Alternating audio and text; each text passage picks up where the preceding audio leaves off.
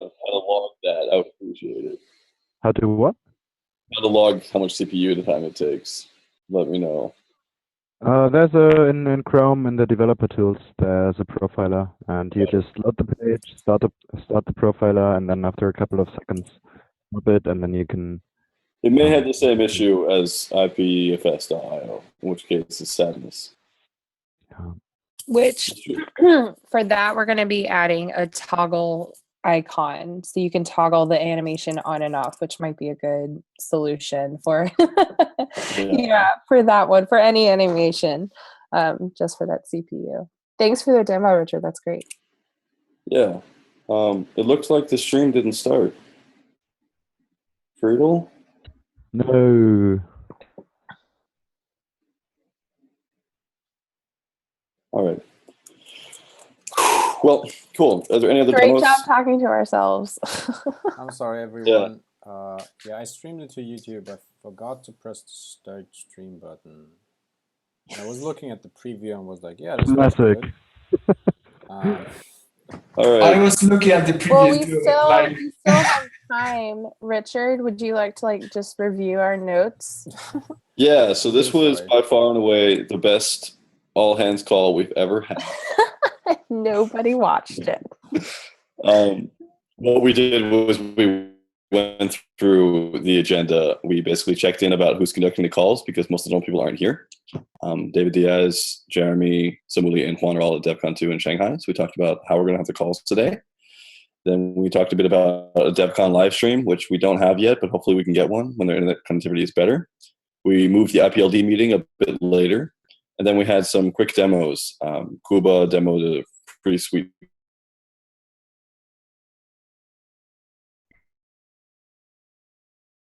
Looks like we lost Richard. Yeah, we lost Richard. Technology is for IP. Technology today is not on your side. I'm trying so hard. No, my internet is very bad. That's okay. Kuba, can you give an elevator pitch for what your demo was? So for the past week, I worked on reducing number of threads that Go IPFS uses. It is due to how we handle dialing out, as we have to do it in custom way because Go doesn't allow us to do that in Go way. So, and we used to lock one thread per connection, per dial, and now now we use lock just one thread at all time, and then per connection there's no thread cost. So it reduces number of threads that Go IPFS node uses on in case of rapid dial. So it's when, for example, you start a node and you add file, because on add there is rapid dial caused by all the DHT provided records, as you have to find peers in closed DHT space. So it reduces the number of threads that Go starts from 200 up to 300, depending on the case, down to 12, which is just the base level of how we are able to load the node, and it depends on the amount of threads that you dedicate to the Go from the system. Awesome. Is there an issue that could be linked to that we can put in the notes for people to look to see what you were working on? I can link, it's still a PR to Juan's repo, but we bubbled it up to the libp2p because we maintain our, we forked it because Juan.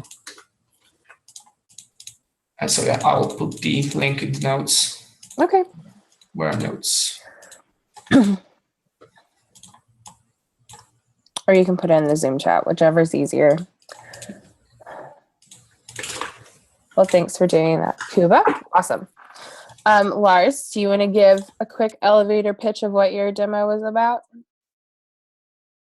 So one of the priorities or goals for Q3 was to have at least one of the IPFS-related websites be hosted using IPNS instead of just having static IPFS hashes in the DNS record. so that it's easier to update them. And the new IPLD and multi-formats websites are deployed that way now.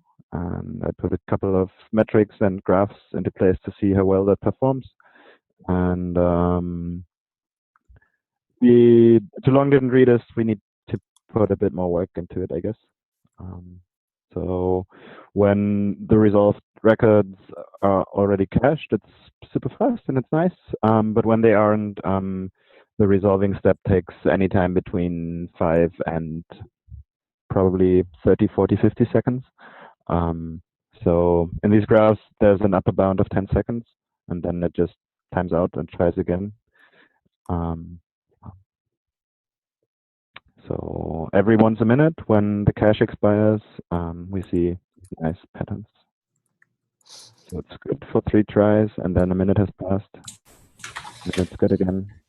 So there is issue for that. There is, because I created it long time ago. So I will link it in the chat or. In these public hangouts, could we just post stuff in IRC instead? Yeah, sure. The chat here is sure. I think it's a better idea, because so here's the issue for 2-stage caching of IPNS, and I think there was some other issue too.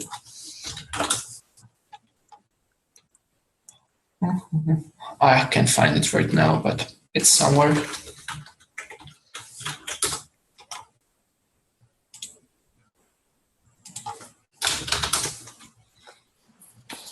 Victor? Yeah, let's continue. So with the websites, you are pointing to the IPNS, yes, to the IPFS hash. Why not? IPNS. Yeah. Why not point it directly to the IPFS hash instead? So we currently host our DNS with DigitalOcean, and DigitalOcean's permission system is very, very limited. It's basically all or nothing. So everybody who wants to deploy our websites, we would have to hand out access tokens that give them access to everything, to the existing hosts, for creating new hosts, deleting hosts, like for everything, and that's just not going to happen. So maybe in this case, it makes sense that we leverage like a CI system that will actually deploy. Yeah, but the website. And no, I don't want any host anywhere to have full access to our DigitalOcean account, because that problem still remains. But someone already have that access, right? No, but a couple of individual persons have that access through Meldium, and I don't want some host somewhere to have that access too. Does that make sense?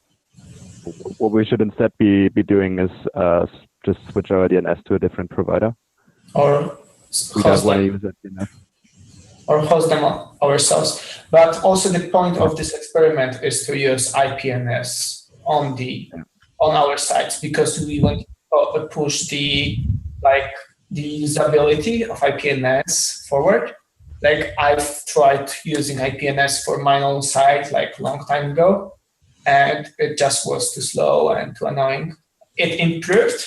Like there was one fix that was done, but it's still quite slow. Yeah. So what we want to do is to use IPNS, because what we do now for like IPFS.io site is we use DNS links to IPFS hashes, which is exactly what you suggested. But like we wanted to use IPNS so we can observe how it performs in real world scenarios and to like have a motivation to like improve it. Makes sense.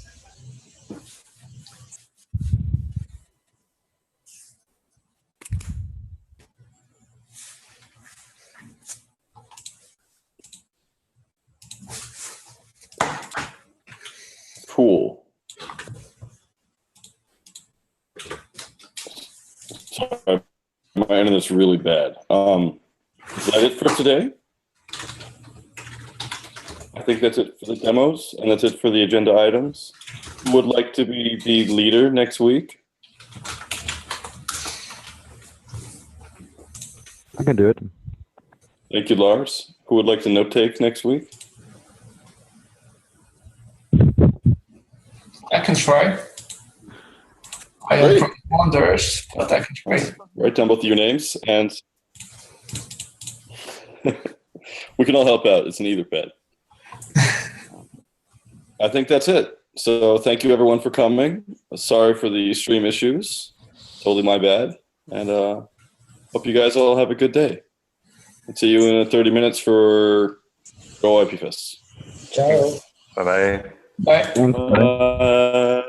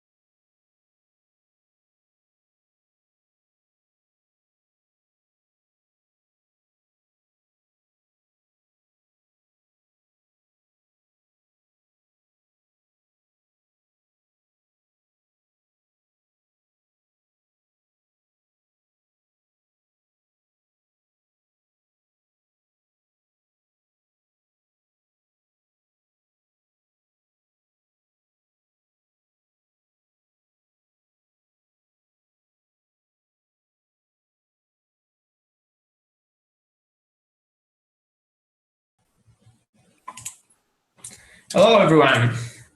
This is Go IPFS meeting. Our usual lead is missing as Jeremy is on DEF CON or in the way, like they are in Shanghai. And also Lars is missing for some reason. So I'm alone from Go IPFS team.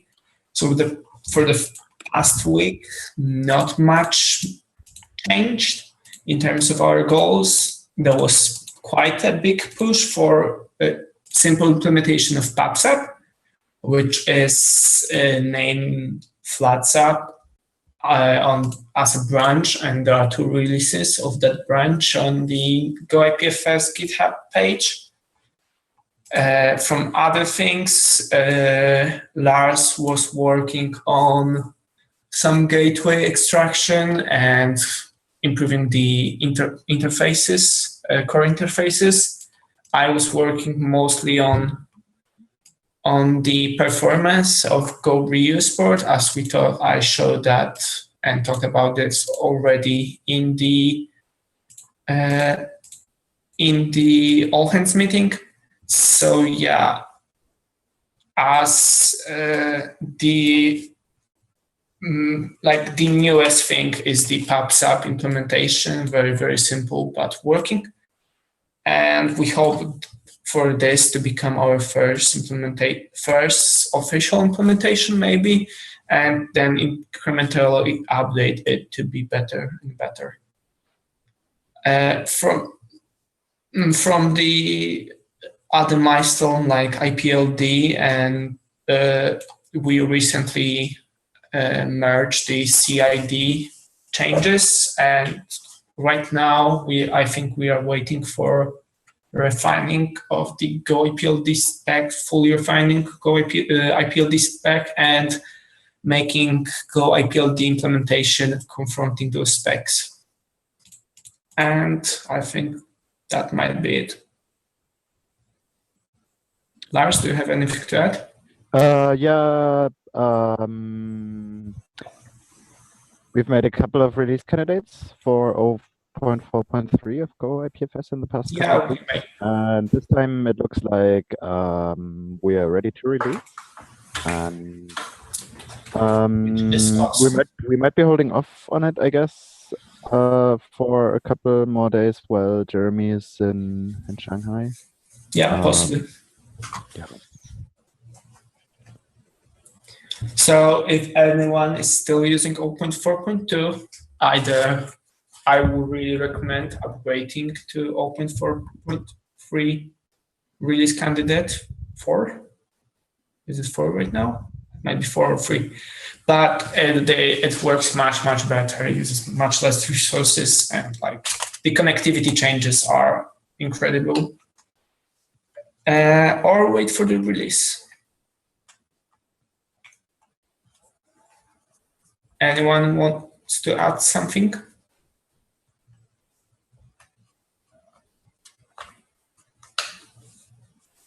Is there anything that needs special attention right now, like code review or? I just created an issue about cleaning up mess that was created when we moved many of multi-format dependencies and libqtp to their organizations. So right now, if you were to try to build Go IPFS or many of our libraries from sources without GX, it just wouldn't work. And there's similar problem with that is going on with, like, we open PR for something and we quickly bubble up the GX for that, because like for some repos the PRs take very long time. So we should find a way to not do that, like, or just. What do you mean? I don't understand. For the second one, like for example, there are repositories that are owned, for example, by one, or that are like, or there are just repositories that are deep in the dependency tree, and they're like, they don't get much focus in the PRs. So we just, for example, I just create a PR for some feature, and then where I publish to GX, and then start using this dependency somewhere else already. with upgrading the interfaces or something like that. You mean you create pull requests on repositories that are not accessible by the rest of the team, and then the pull requests just wait, and in the meantime you use you already use them. Yeah, we are already using them somewhere else in Go IPFS. Ooh. Yeah, it isn't nice. No, not at all. Like that's the case, for example, right now with Go Rio Sport and many more. Like if you look at my PR list, there are a lot of lingering around. Let's make a list of the repositories that need to move. Yes, and also like we have to really like I would love to push for cleaning up the like in some repositories right now we are using multi-formats. Is some repositories we are still using IPFS or Juan or whoever it was under, and the same with the P2P.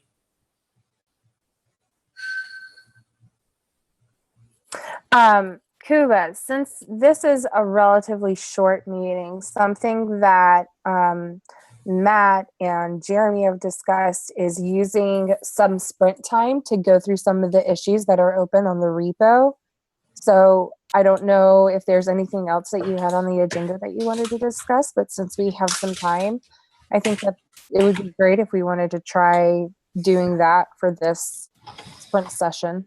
Or Matt, yes, what do you think? I do want to do that. I just had some questions about this week's sprint before we look at issues in the box. Okay.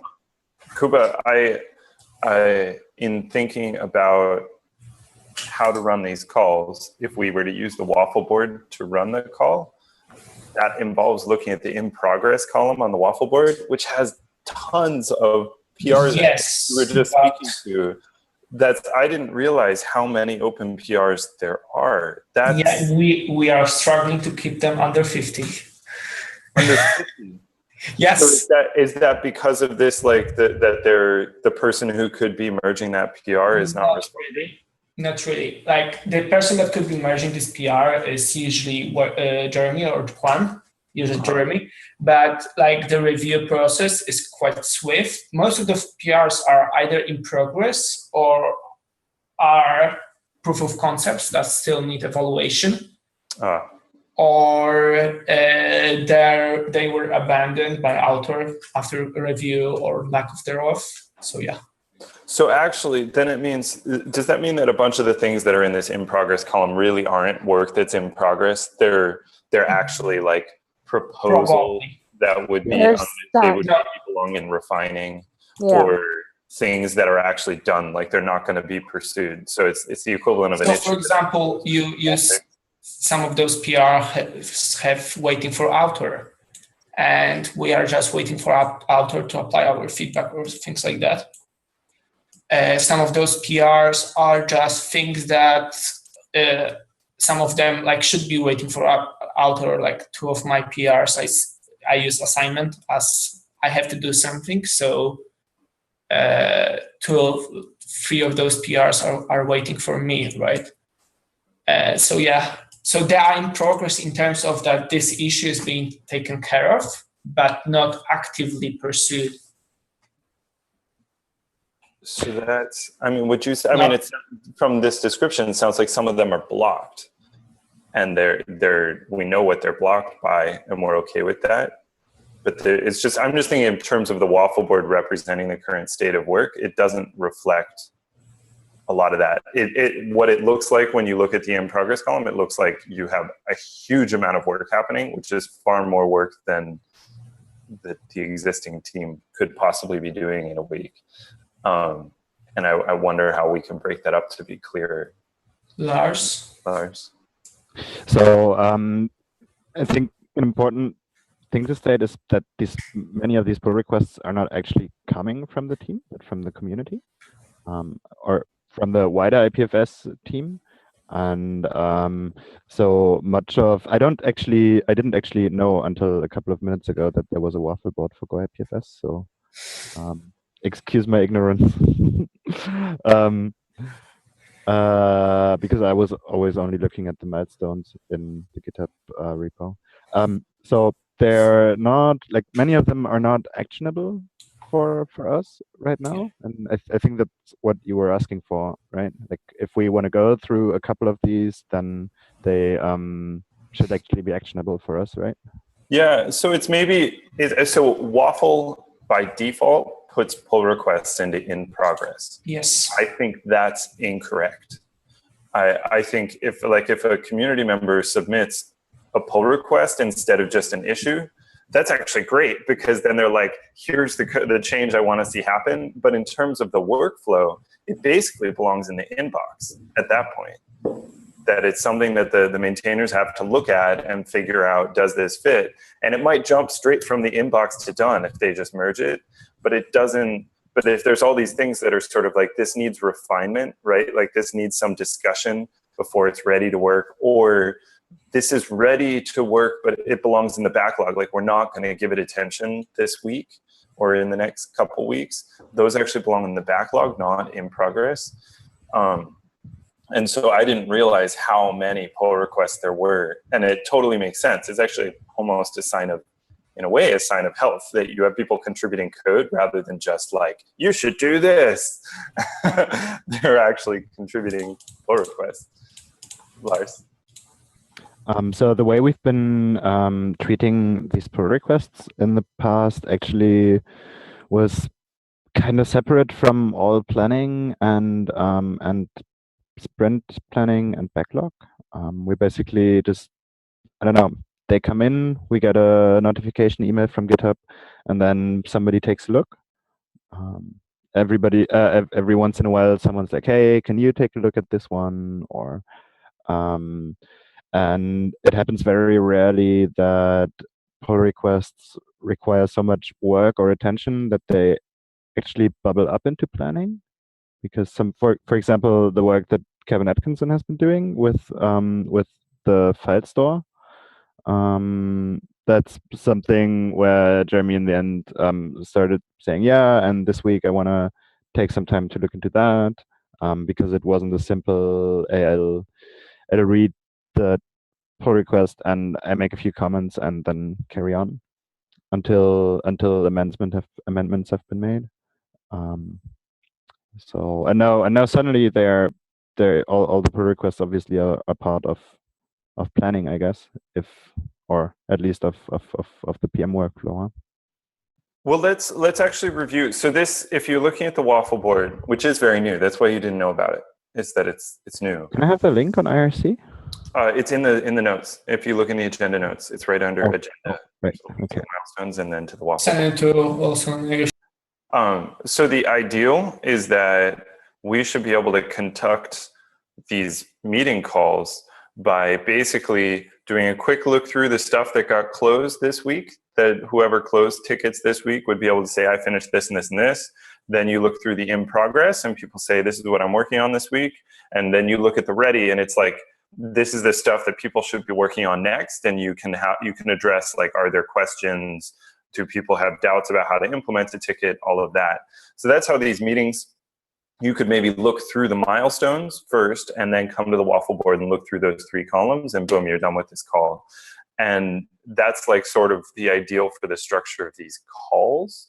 But then in terms of what we've set up for this waffle board, there's a column for inbox, refining, backlog, ready, in progress, and done.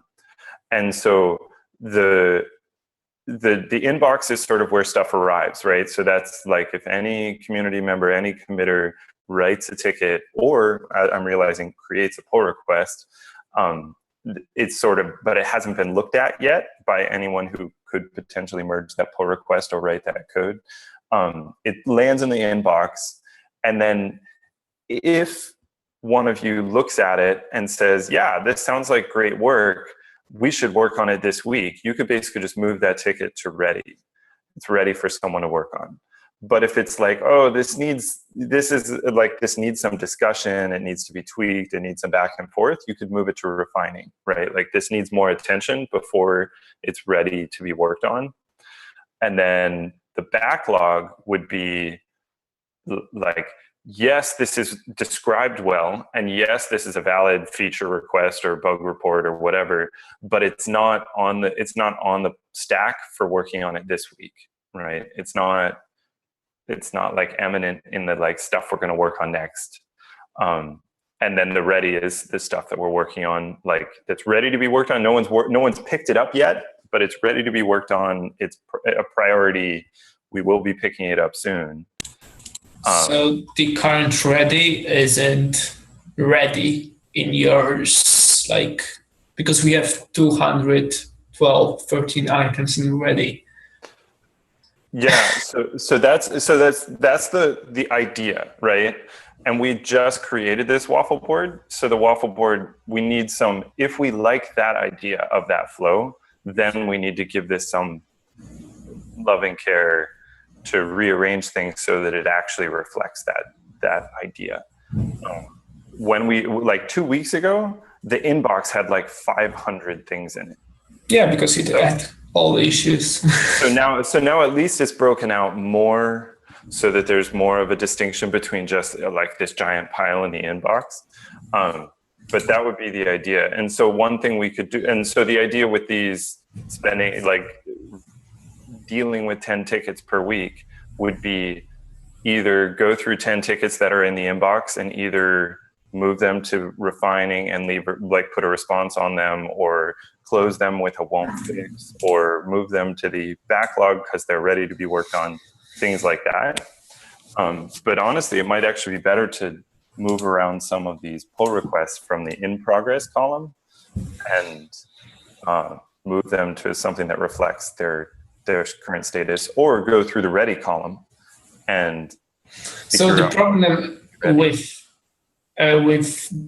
like the pull requests have different priority than most of the issues that committee reports. Mm-hmm. Because when someone creation of the pull request requires much more effort to do, like creation, writing code, and so on. So we don't want people to wait forever for us to like give a response and so on. So we, like, the usual thing we do is when someone creates pull request, the first comments that we give are like, we just see the pull request that was created and we just skim through it, give few comments, point out few things that we want to change, and then incrementally work from that. Sometimes it's just one round of that, but sometimes it's just incrementally. And we want to give those comments and those responses like in matter of few days, not weeks, right? So that makes sense. What I see though is that it seems like some pull requests have gotten that attention, but they're not actually in progress right now. Like they're actually held up by something, or so they're like, after having gotten that responsiveness, which is good and healthy, they have settled into a place where they're not actually part of this week's work. Is that right? Yes. And so that's where I'm thinking, like, where could we put those that it reflects that? And that's the first thing would be like, does this flow make sense? Like, does that general sense of tracking the tickets in this way, does that make sense to you? Does it sound workable and useful?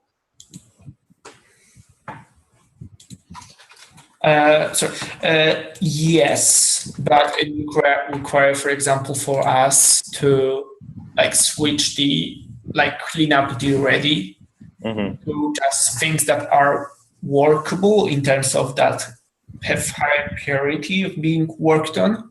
Because right now the ready has, like, if we put the pull request in ready column, it would be just like 10 items in 200s, and the priority of ready is much, much lower than priority of those pull requests. I get it. So is it part of what you're saying is we need to clean up the ready pile so that if we move pull requests into it, they will not get lost? Yes. Because they actually are like almost more ready or more imminently ready than the stuff that's currently in that column, the 200 things, or a lot of the stuff that's in that column. Is that right? But not, yes, but that is right, but they are not necessarily actionable for us who are using the waffle board. What do you mean by that?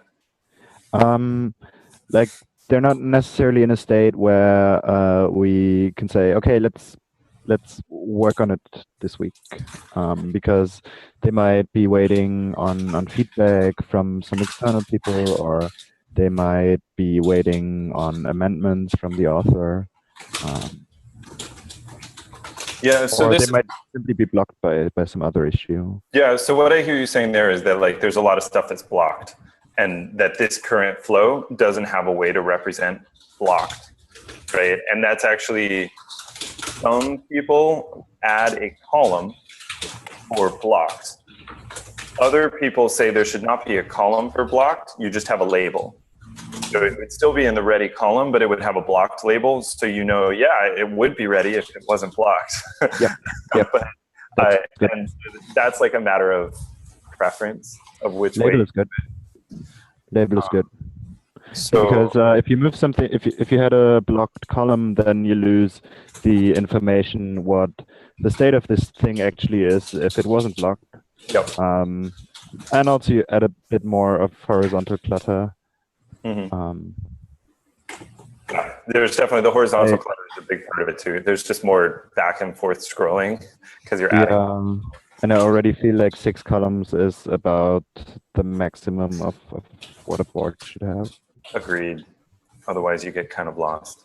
So that's helpful for me as a sanity check of like, Jeremy put some work into arranging it this way, and we had a fair amount of discussions, Emily and Jeremy and I, around figuring out this structure.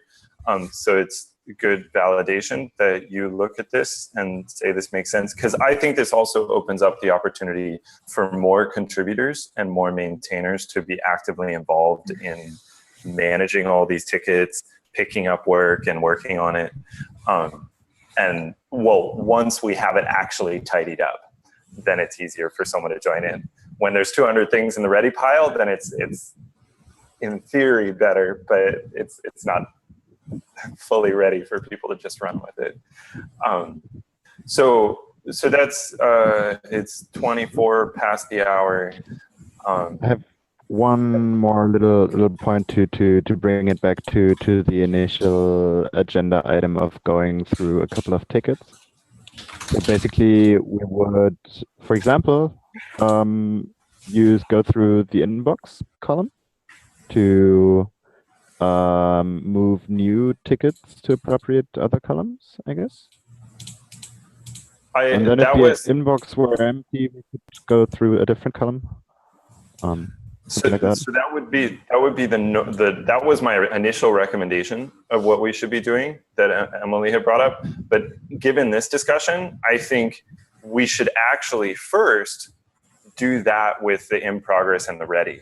And it sounds like really we need to clean up the ready so that then we could move some stuff out of in progress into ready. And once we've got those 2 columns kind of tidy, then because this is sort of like each week we can do some of this tidying, right? And week by week, the waffle board will be clearer and like easier to read and more reliable.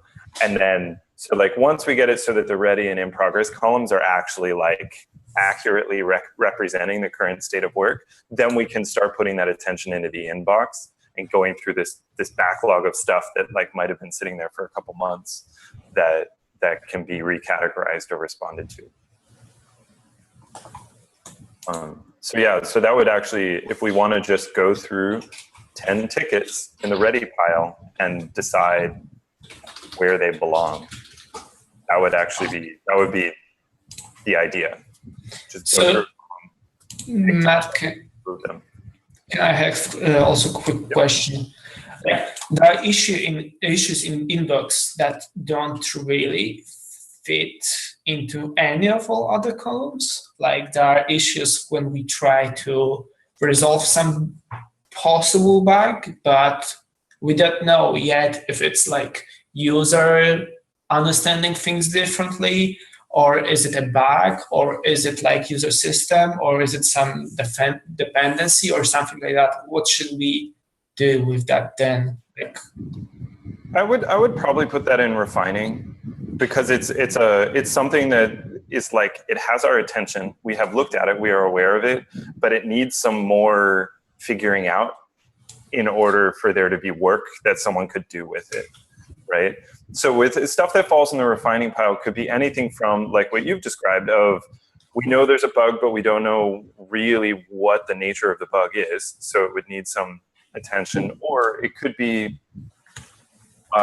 someone has requested a feature that sounds valid, but they haven't described it clearly enough. So there's not clarity about how we would do that work. So then it's like, put it in refining, like, please provide more information, please answer these questions so that we could do more work. You could put that in refining. And once they've come back with more questions, you can rewrite the ticket so it describes work that's actually like actionable. And then you could throw it in the backlog or throw it in ready so that people could actually work on it. But in answer to your question, there's also cases where it's, we know there's a bug and someone needs to do the detective work. Someone needs to figure out why this bug is happening. That is a ticket, right? Like, that is a ticket that is ready. Like, figure out why this bug is happening is totally, like, it's an actionable. That then could be thrown into in progress, because like someone actively spending time trying to figure out it. So you could, so if it's like, if it's in, you could put that in the ready pile as somebody needs to do this. And then on one of these calls, Lars or Kuba could say, okay, I'm going to spend 2 hours looking into that. And you put it in progress.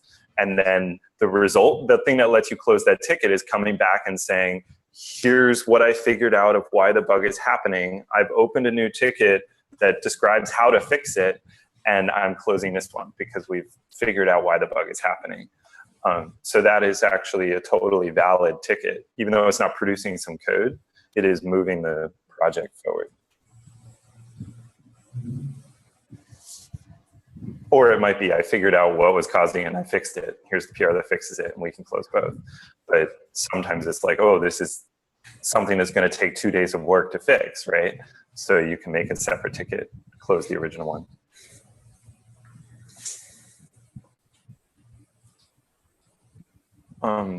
So given that, do you want to just go through the first 10 things in the ready pile and see where they belong? Yeah. We may not have time. We may not. Oh, because it's the next one starts at 12:30. Yeah. Okay. Right. All right. That's fine. I'm so glad we got to have this conversation, because it's then when we talk about doing it next week, it'll be obvious what we're launching into. Yeah, this conversation was great for me too. But I think the next meeting is starting like in a minute. So see you later. Thanks. Hear you later. All right.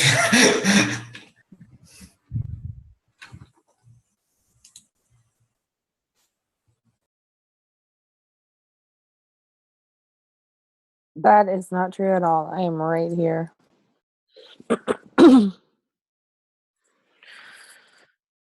How's it going? Hey, so it's actually the same Zoom call, right? It's actually just you. Yeah.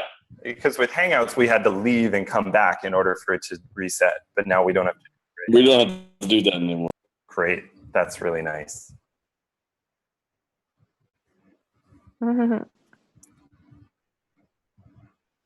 Let's get to it.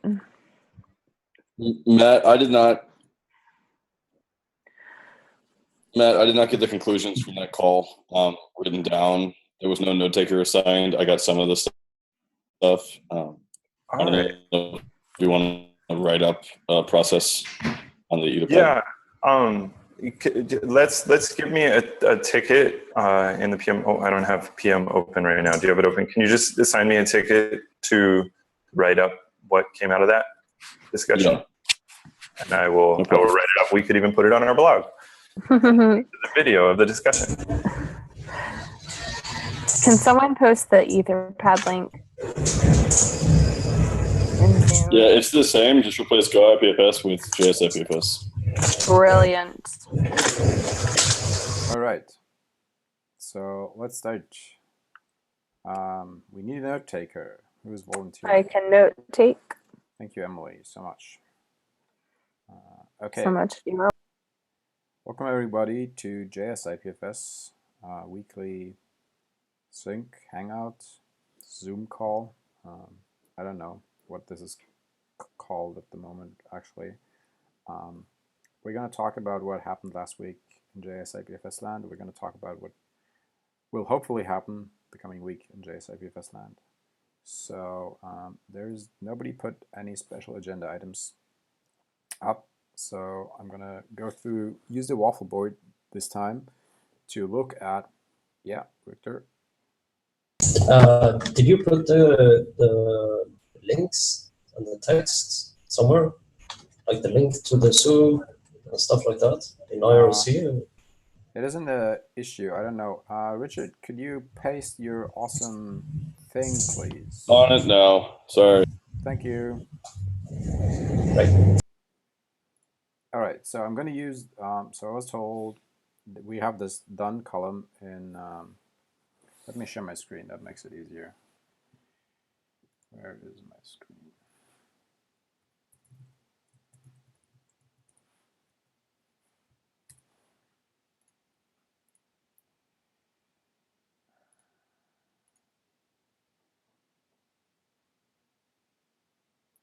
Oh, let's see. Yeah, that doesn't work. I'm afraid this killed the stream because I'm using my computer.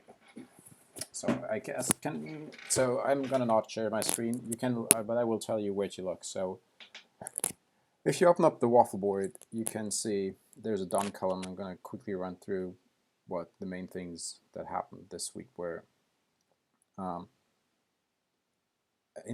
So let's start at the beginning. So we had updates in the roadmap. Oh, thank you, Matt. Yes. All right, so the important ones here are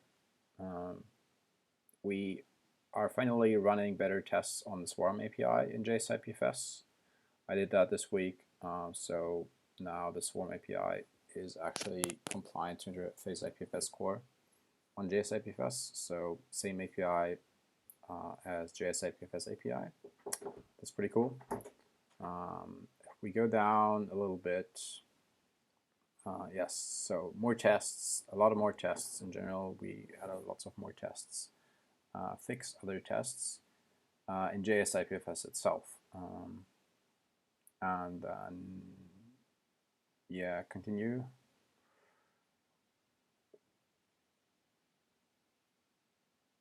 Right, so and then we had some cleanup and fixes on the P2P API, which was just smallish improvements here and there, just making. So the last week and this week, the general theme is really fixing tests, fixing just small things here and there to make things work all the time and not just sometimes, because we often have the issue that while the basics are working, some edge cases are not working, and we're trying to go through those edge cases and make sure that the tests are there to test these edge cases and fix them, what we find there. Yeah, could you go further? Yeah, thank you. Okay. Right. So yeah, again, we have now IPFS files add, cat, and get. We merged that at the beginning of last week. This is pretty awesome. This is like the pull request, which I think 6 people worked on, and we had some fixes there to do. But now it's pretty well working. The CLI still has some issues, which are being fixed. Well, not as we speak, because at the moment I'm not typing, but I've been working on them already, and most of them are fixed now, so that's pretty cool.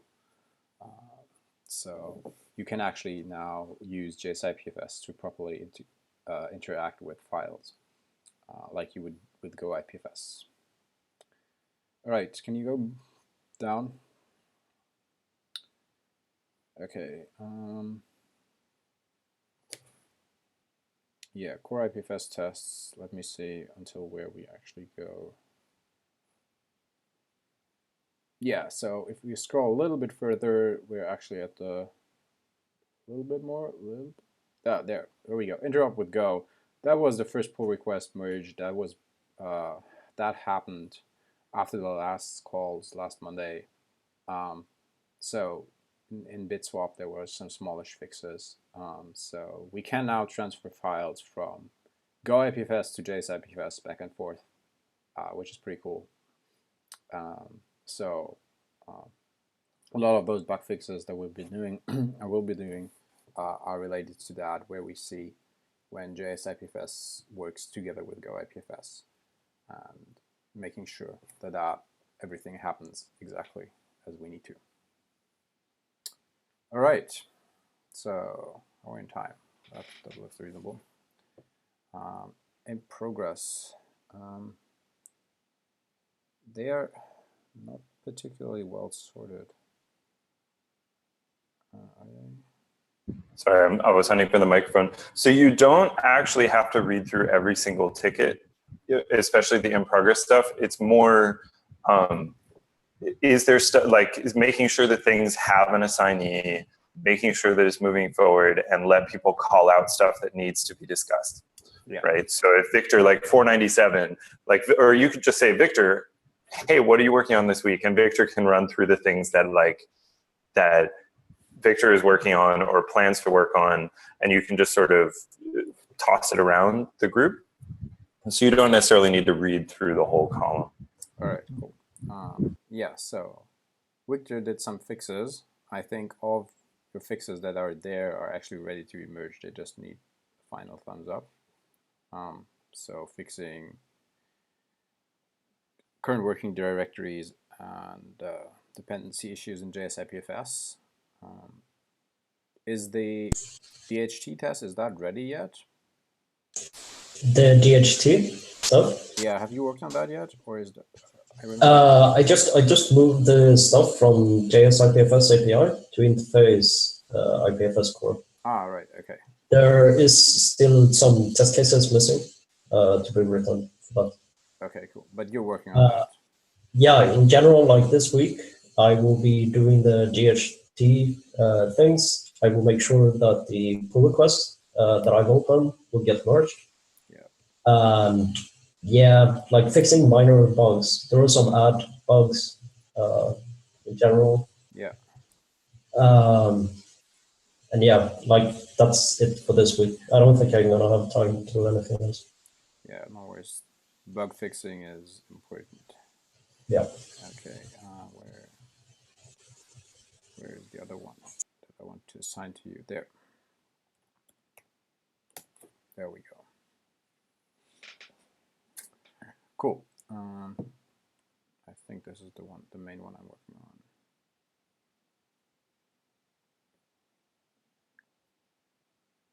Yes, so the main one I was working on, and I will be working on this week again, is 499, work in progress, fix files get. So this has a couple of dependent PRs to UnixFS engine and to BitSwap. The main issue here is that in the interop between Go and JS, we can transfer small files, but when we transfer large files from Go IPFS to JS IPFS, it will simply be stuck after a couple of 100 kilobytes and not fully transfer the objects, which is not what we want. And so this is fixing this, making sure all these things work. While I've been doing that, I realized that the CLI tests are actually not that great in that area. So I went through them and improved them. You can see that in that PR. Yeah, Victor. So I'm assuming that you saw my comments regarding how we can take that to the next level by just making it into data, basically. Yeah. I did have another idea that might be like a bit too extreme, probably. Okay. But what if we just have like a list of commands and then we capture the output from Go IPFS and then we just make sure that JS IPFS have exactly the same output? We could do that. I'm not sure how like stable that would be. The question is, how stable is it? How often do we update that? Yeah. So, but at least I want to take the step where we have like the CLI test. Basically, it's just a code for iterating through the commands, making sure that the output is correct. Yeah. The other issue I was seeing, so what I added to some of those tests is, for example, we want to make sure there are only two tests that do this, but we don't only want to check the output. We actually sometimes need to check, for example, that files are actually created on the file system. For example, if we do files get, I need to ensure that the file where it outputs has actually the content. Yeah, I think that would be fairly easy to like abstract out in a function we can attach to it. Yeah, probably. To make like extra assertions and stuff. Yeah. But like having the basic concept of having just like the command as a string or whatever, and then the output as an array, and then we just have a long list of like data to test. Yeah, that would definitely make it much easier and remove a lot of boilerplate. I agree.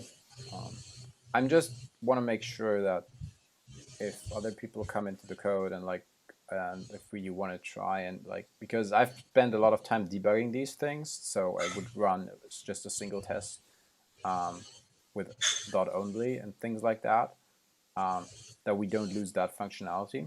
I agree. Before we move to full data sets, because you need these tests for debugging sometimes, which was one of the issues we have currently. If there's an error, it will just say the exit code is not correct, but it will not tell you what the actual error output is. Yeah, it's true. It's true. Problematic. But yeah, there's definitely more room for improvement there. All right. Cool. Let's see. Yes, so mostly bug fixes. Let's take a look at milestone 2. What is missing here? Sorry, my browser did something funny. No worries. I think you can and just now Zoom is preventing me from getting at it. It just went back. Yeah. Yeah.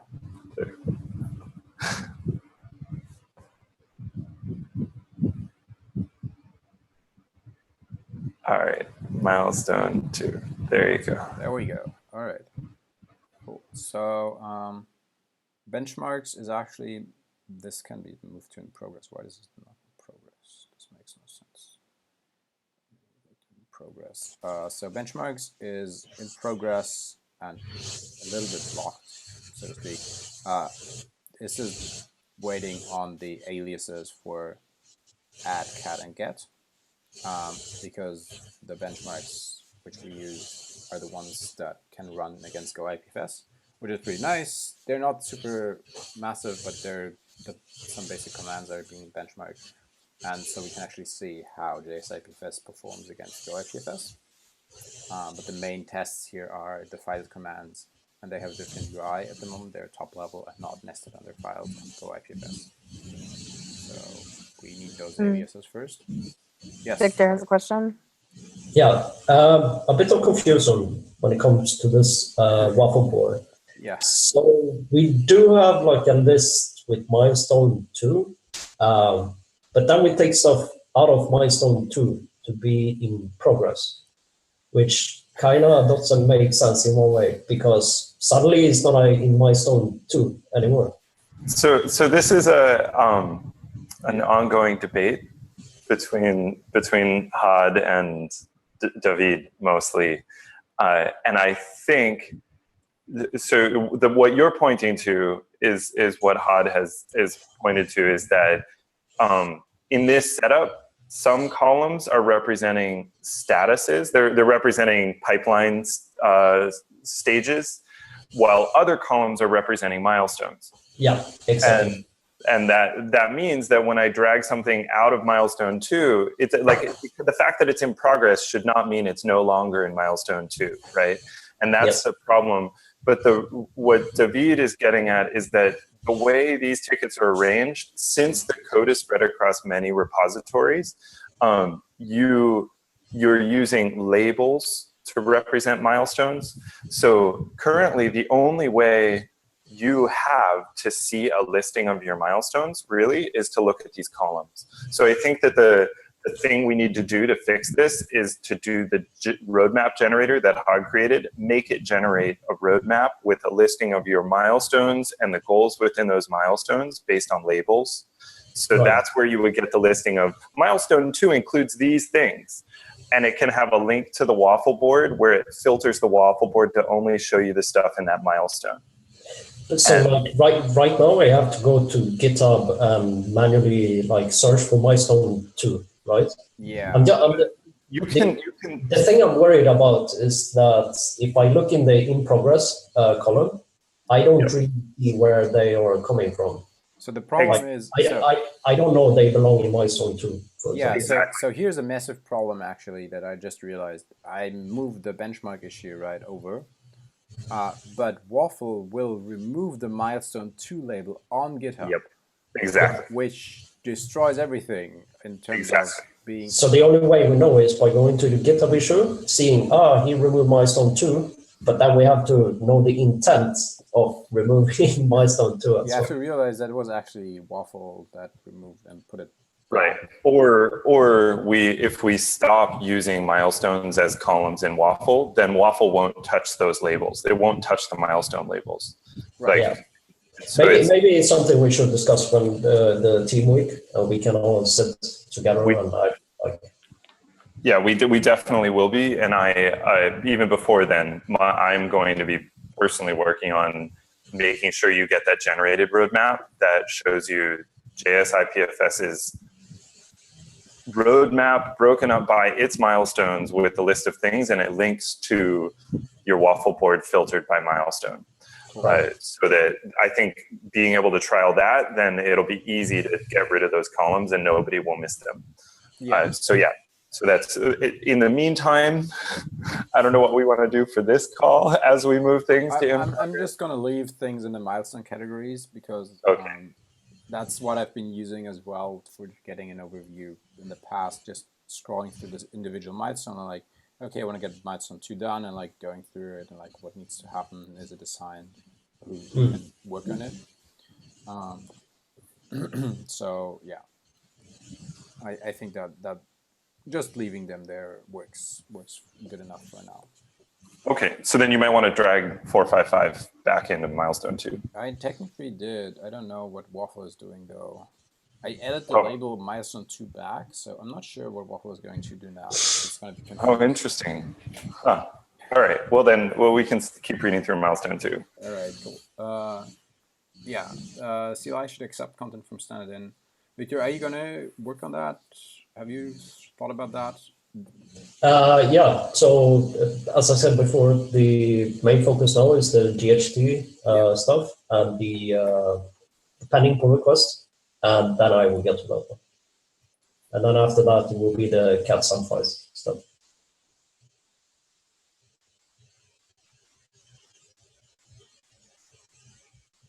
Did you hear what I said? I heard. Yeah, sorry. Yeah, okay. So right now, no. Okay, cool. Do you have an idea of how much work that would be? Have you looked into that at all? I don't think it will be too much work. We basically just have to change where the stream is coming from. Like it comes from standard input rather than actual file. So it should be like a 3-line change, basically. I'm just worried about, because I know that Go IPFS had to do a lot of work to make sure that reading from standard in works in all scenarios. If you spawn with the shell, if you spawn without a shell, if you pipe from a different process into IPFS. I think it's nicely abstracted away from us with Node, since the standard in is a stream and the file is a stream. So hopefully it won't be too much problem. I don't know. Right. Yeah, let's try it out. let's just make sure that we get the exact same behavior as Go IPFS, because there are a couple of very specific things there. Okay, cool. Agreed. And for the sum files, David, I think, told me that like most of the things to be able to build it is there. We just have to integrate it together. Yeah, I think so too. I mean, we have a result. I mean, the main thing is to write the resolver that goes through and fetches the blocks, which actually is technically, which is kind of there, but not entirely, because the DAG service has a get recursive method, which could just get things recursively if we had a limit, and you could use that. But even without that, writing the resolver is just iterating through each hash part, each path part, and resolving that, and the resolving against this DAG service and bitswap is all done. So that's just one API call that you have to make each while you're iterating through the path. Cool. All right, what do we have else? So assumptions about any docs. I don't think David is going to work on that this week. David is busy with DEF CON.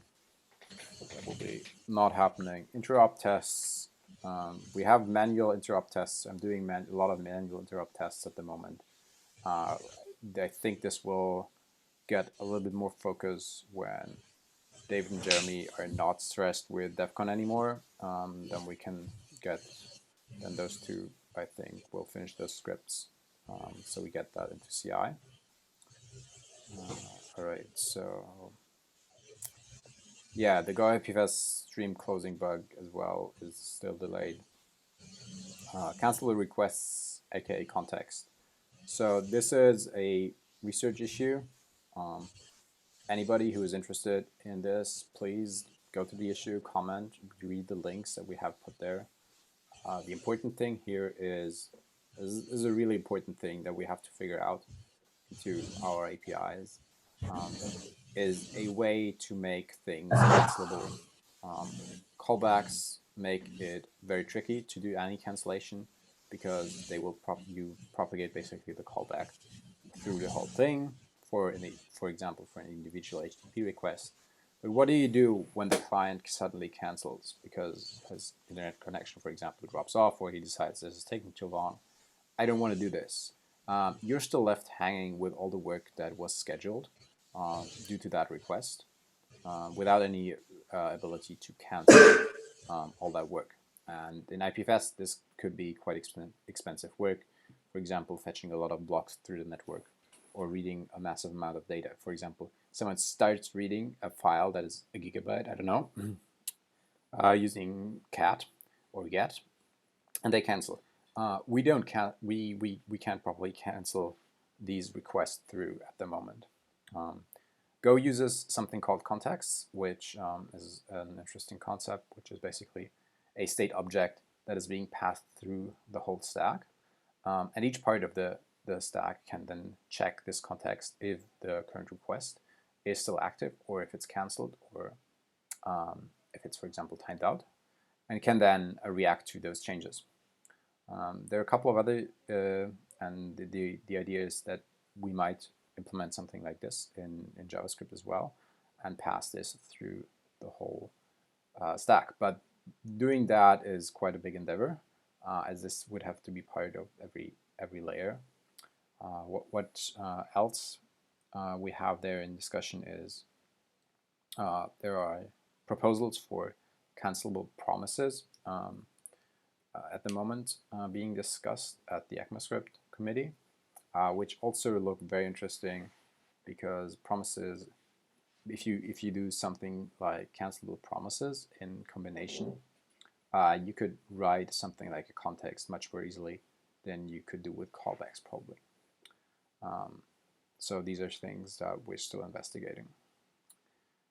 And as I said, like, it seems, as far as we know, the JavaScript community has not figured this out in any way so far.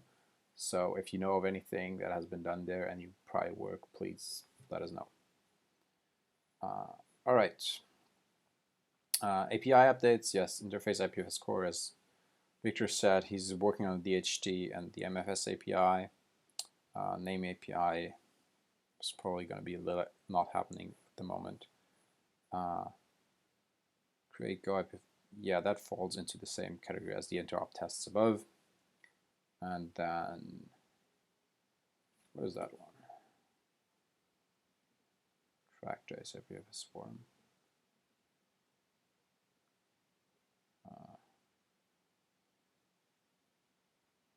This is done, pretty much. Okay, well, that we need to look at. I think this is mostly actually done. Do you know, Victor, what exactly there is missing? Jason? Could we click on little Octocon, the little GitHub cat that is next to the issue? There is a little icon under feature. Or like, no, that was right. That was okay. Is that what you wanted? No, that works as well, I guess. I think if it shows the commands as well. Yeah. So it seems not much missing. Some CLI tests. I might have done them while working on the CLI tests, but I need to check. Yeah, I'm not sure about it either. I haven't done anything on it yet. Okay. I'm gonna remove your assignment because I think David wanted me to take a look at it. So maybe leave it for now, and I will sort out if we have to do something or not. Okay, yeah, I'm just gonna assign myself there to just check if I made some of this happen or not. Okay. We'll forget. All right, cool. 2 minutes left. All right, let's make this quick. I'm actually not working on this one because, well, I started working on this, but I need feedback from David on only log addresses that are actually being listened on. And the other things, daemon leave behind. Yeah, daemon leaves behind API file lock on error. So that's a fun story. You can read the issue if you want to know more. I wrote lots of interesting code that didn't do what I wanted to do. It's sadly not as simple as just changing something quickly because we need syscalls to do proper file locking across processes. And integrating syscalls into JavaScript is not always straightforward. All right, JS IPFS init works, but no results. I think there is a PR for that, wasn't there? There is a PR for the actual output, but I do think this bug is about something more, in fact. Okay. Like the author is having problems with running the init in general. And the only thing I fixed so far is that the init actually prints what he does. Yeah, okay, cool. And we're also waiting for feedback from the author. All right. I think. Yeah. So is cool. Yeah, probably with errors with test and changelog generation. Changelog generation is pretty much everywhere there. There's still just missing the CI and the commit hooks to verify that changelogs, commit messages are following the convention. All right, cool. So we're getting close. Yeah, any questions so far before we leave? Any questions on IRC?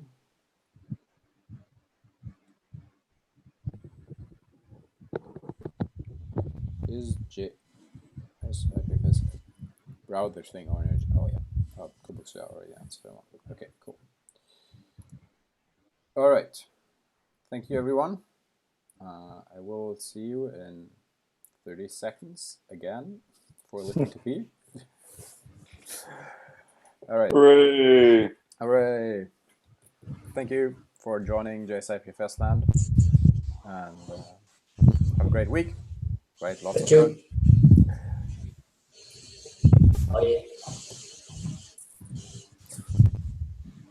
I just realized how dark it became.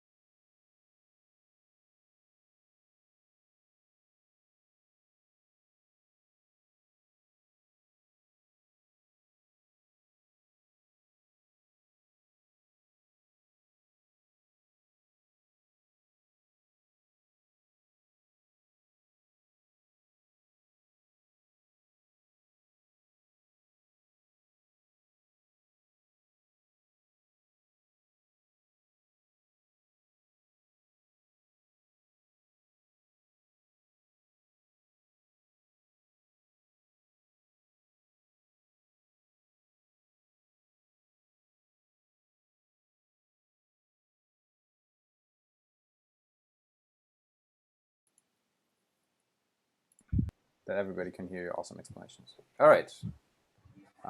Welcome, everybody. Thank you for joining us for LibP2P Hangouts today. Tonight without David or Jeremy, I'm afraid, because they're both in DEF CON, busy, so you have to do with me and the other lovely people around me. So LibP2P, we're going to go through the waffle board that we have, recapture what happened last week, and what's going to happen this week, and what's in progress. So there happened in Goland a couple of things, improvements all around the board. One issue was improving the Swarm dial sync code, which Lars will explain to you what it actually means.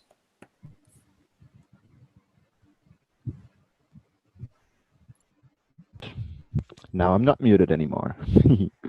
So dial sync. So on top of the swarm in libp2p, we can attach all kinds of protocol handlers. And these protocol handlers can request connections to appear. For example, we have the identify and the ping and the bit swap protocols in IPFS right now. And so let's say bit swap and ping both want a connection to the same node somewhere else. So they both request one at different times, possibly. And so when one of these two, for example, when ping decided, no, I don't need that connection anymore, I'm going to cancel this connection request, then the other connection request would also be canceled. And that's not happening anymore from what I understand. Yeah, exactly the thing that we're seeing. The previous dial sync code was susceptible to the issue described in 105. Yeah, so that's pretty much all I can say about it. Cool. Yeah. Thank you. All right, so I can look through GoLib peer-to-peer for these other things you mentioned if you want. So I know Go reuse port, as far as I understood, Kuba told me about that one, is he updated the library for use port, and now it properly handles the reuse port threads and is supposed to be a lot more efficient than before, which is good. Richard did some work on the websites. The P2P website, we saw that earlier in the demo session. Yep. Thank you, Richard. I don't. That doesn't mean that's done. I closed that because we decided to not use Jekyll anymore. So now there's a new one open. You can see it right at the top of in progress. Use Hugo. So. Yes. How far is that away from happening? I basically just need to improve the messaging and add a table. Okay. That's it, I think. Cool. How's Hugo working out for you? Is that the thing? Works great. No problem at all. No problem at all. No. All relative links are being resolved. They're all being resolved. I mean, it took me a few hours to get used to it and fix it, but it seems to work fine right now. Is Hugo like a fork of Jekyll or a? No, it's a totally different static website generator that just seems to do relative paths a lot better. Yeah, what language has it been in? JavaScript and Go, I believe. Yeah, it's written in Go. Cool.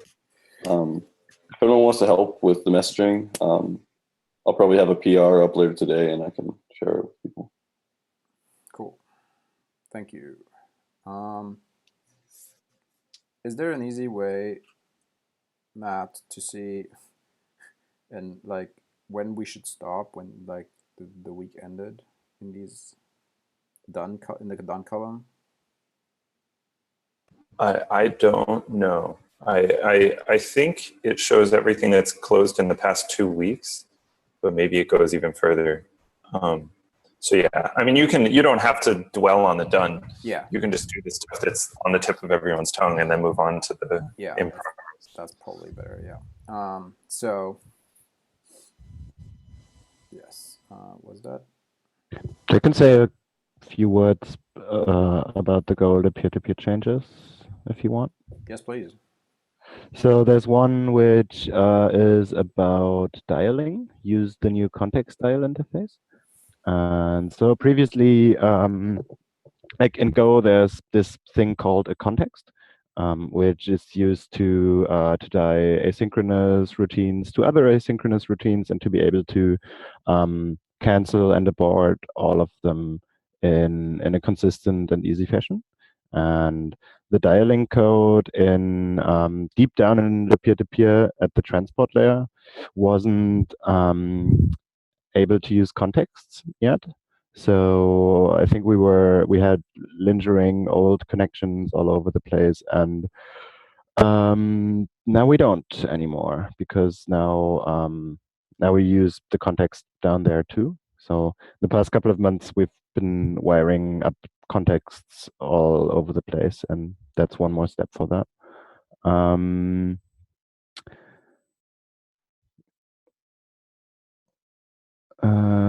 What else? Nut punching. So Kubuksu made a couple of fixes to how IPFS tries to establish nut port mappings, and he made a few refinements to that, so that works more stable now, hopefully. But the problem with nut punching or nut traversal generally is that these little plastic routers that consumer ISPs hand out are, well,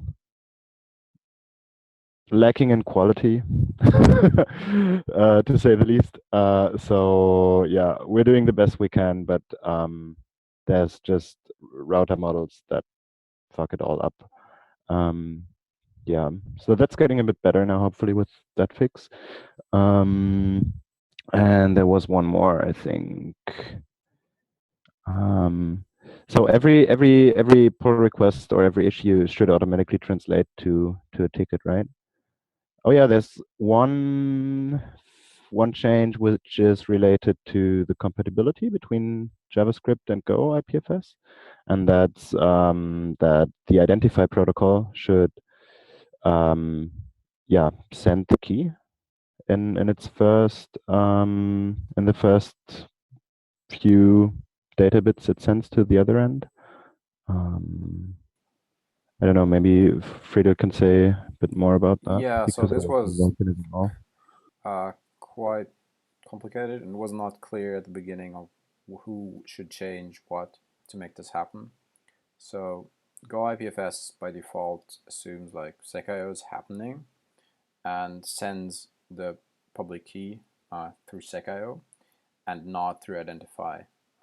So it just does identify and then just does SecIO. And so, but JS-IPFS assumes that identify as designed sends the public key. So there was a conflict there. And as far as I understand, Go IPFS now does send the public key and uses the public key from identify because we did not change JS, so it worked and it works. So I'm pretty sure that is what happened in this issue in this PR. Yes. There is, as far as I remember though, there's still some work to be done here. There's a big issue open on libp2p/JS-IPFS swarm about the exact details here, and there need to happen some more minor changes to make sure that with IPFS to IPFS things work now, but if you dial from libp2p JSLAN to go libp2p directly, there's still some issues because Go IPFS and JS IPFS do some more things on top that resolve this issue. But if you use raw libp2p, this doesn't necessarily happen because it's not clear if you stack the protocols. For example, if you use identify doesn't know if you're using SecIO, and SecIO doesn't know if you use identify. So you kind of have to know at the moment. The goal is to figure out a better way to make these aware of what's happening and be still independent so that you can layer them in any way you want and need.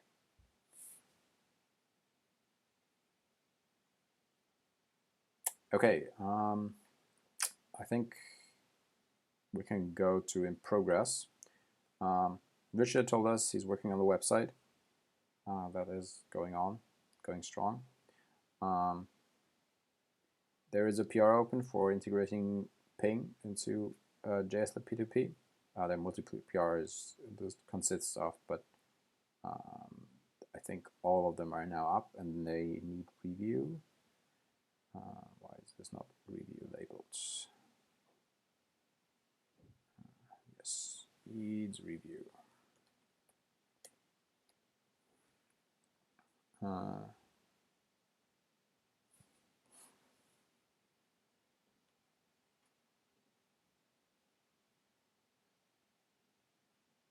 Yes, there was something happening that I worked on this week in libp2p land that is improving. So we have libp2p crypto, which currently does not use any optimizations. It just uses a very simple single process script to generate RSA keys, which is not the fastest one, to say the least. This was done due to Rush and due to the API being simpler because it's a synchronous API. And so what I did was change this API to use the fastest available method, depending on where the code runs. So it will now, in Node.js, use a module called URSA, which is native bindings to OpenSSL to generate the RSA keys, which is a lot faster than single process JavaScript. And also in the browser, and if this module is not available, it now uses a better way. It uses web workers in the browser to spawn multiple workers to generate keys a lot faster. This meant moving the API, though, for peer info and peer ID generation to be asynchronous because they generate fresh RSA keys on which the ID and the info data is based if you pass no information. So we needed to create functions that are asynchronous, and those changes needed to be bubbled up through all the many modules that use this. I also added some small benchmarks for that in JSLib P2P Sec.io, where and to actually test how much faster this was, and it was a good deal faster. Let me quickly check what the numbers were. So before we would generate roughly 0.27 RSA keys per second. After the change, if URSA is available, we generate 8.5 RSA keys per second. So there's a pretty decent size speed increase here. Yes, Lars. Apart from the speed increase, I guess in a browser context, if you like, I don't know, some random use case I'm coming up with, you load a page, it has JS IPFS embedded, and it needs to generate an ephemeral key. And I guess previously with the blocking key generation, the whole loop, the whole main loop would be blocked while the key was generated. This right? is well. Yes, and also the browser now uses web crypto if available for generating RSA keys, which is also a lot faster than pure JavaScript in that mostly. Nice, sounds great. So that's pretty cool. So that's actually, apart from the performance improvement, it's also a UX improvement. Yes. In the worst case. Yeah, in the worst case, yeah. Yeah. Worst case, this is a purely UX improvement, which I'm totally fine with. Yeah. Yeah, me too. You know, I have a Chromebook, right? So. Yes, there are people with not so fast computers around. Mm-hmm. So this is always good to improve. Yes. Yeah, like most of these PRs are basically stem from this endeavor, and then there are some cleanup and standardization things, and some more context additions due to Go 1.7, adding contexts into more places. And I think Kuba worked on this. No, this is just. All right, cool.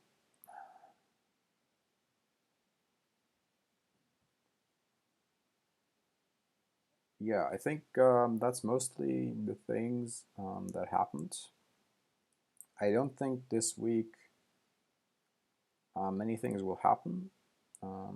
Jeremy is still on DEF CON. I am working mainly on some things, demos for DEF CON as well, or bug fixing in JS IPFS. So lip2p this week. Richard is lip2p man this week, working on the website. I think that's the main thing that's being worked on there this week. Or is anybody else going to work on something on lip2p? Lars? Well, David's presenting on it. Yes, David is presenting on it. That's true. Yeah. And David is actually working on some pretty cool Ethereum on the peer-to-peer Yes, there's stuff. Yes, that's part of what I'm working on as well. Yeah. Nice, great. Yeah. Making Alrighty, asked making about pretty things. So. you working on the design of the demo, right? Yeah, I'm Something working currently on the joys of putting things into the browser. Is there anything in any of these milestone columns that needs attention or discussion? I don't think they need discussion. Most of them are, we need time to get them done. So I don't think there's anything that needs vision discussion here. Most of them are pretty clear, at least Cool. for the short future. All right, any questions?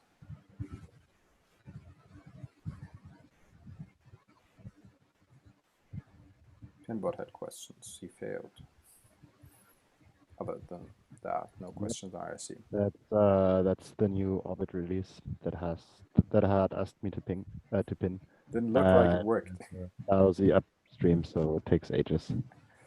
Pinbot not happy. And of course, it's huge. It's 160 megabyte. Yeah. Yeah. Okay. Bundle all the code into the browser.